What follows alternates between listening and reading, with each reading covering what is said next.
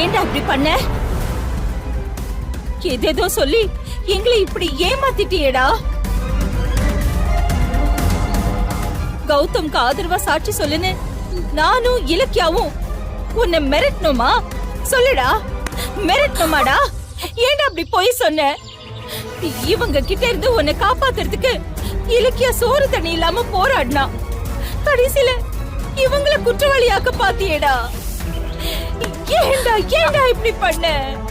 என் புள்ள கிடைச்சிட்டான், வீட்டுக்கு வந்துட்டான்னு சொல்லி பாசமா உனக்கு சோறெல்லாம் ஊட்டினேனே, அந்த பாசத்தை அசிங்கப்படுத்திட்டியேடா.